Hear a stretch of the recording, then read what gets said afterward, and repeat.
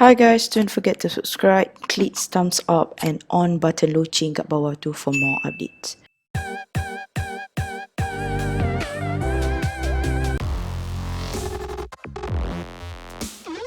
Hi guys, so hari ni aku nak sharekan kepada korang satu resipi iaitu sambal petai. It's my favourite food. Sedap weh makan benda ni dengan panas-panas, nasi panas kan. Tak kicap sikit. Memang padu babe, Okey, jom aku tunjukkan kepada korang bahan-bahan yang diperlukan untuk membuat sambal petai. So, jom kita mulakan. First of all, dalam resipi kali ini aku akan gunakan semua bahagian petai termasuklah kulit. So, jom aku tunjukkan kepada korang how to kikis the petais. So, this is how I do it. Ikut korang lah, korang nak buat macam ni. Yang penting korang kikis warna hijau tu. And korang kena get rid of it lah. Sebab dia macam bergetar sikit tau. So korang tak boleh nak makan benda tu. So korang kikis sampai dia jadi macam hijau. Hijau apa je? Hijau cair gitulah. Macam tu. So dalam resipi kali ni masa diambil banyak dekat mengikis lah. Korang kena kikis satu persatu kan. Kalau korang ada berpuluh-puluh papan korang kena kikis.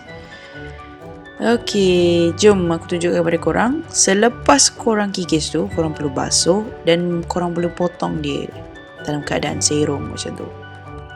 Oh ya, korang jangan lupa pula untuk sediakan bahan-bahan lain. So aku skip part tu.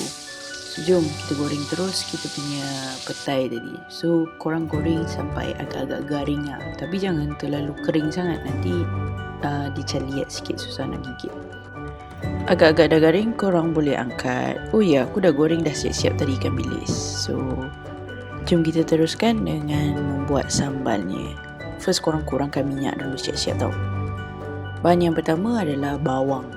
So, korang kena pastikan bawang ni korang goreng garing.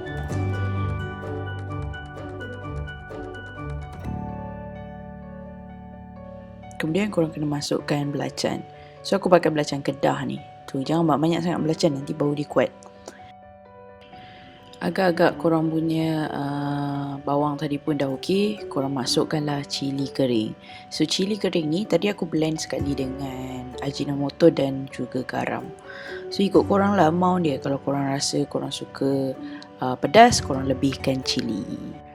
Oh ya, tips untuk pastikan korang punya cili ni masak dengan baik, korang jangan pakai api yang kuat. Takut dia hangus, bukan dia masak tau. So korang kena goreng sampailah agak-agak dia macam dah masak, warna dia pun dah bertukar agak gelap. Kemudian baru korang masukkan korang punya petai dan juga korang punya ikan bilis tadi. Dan korang kacau dan siap sambal petai ikan bilis. Wallah, lebih padio.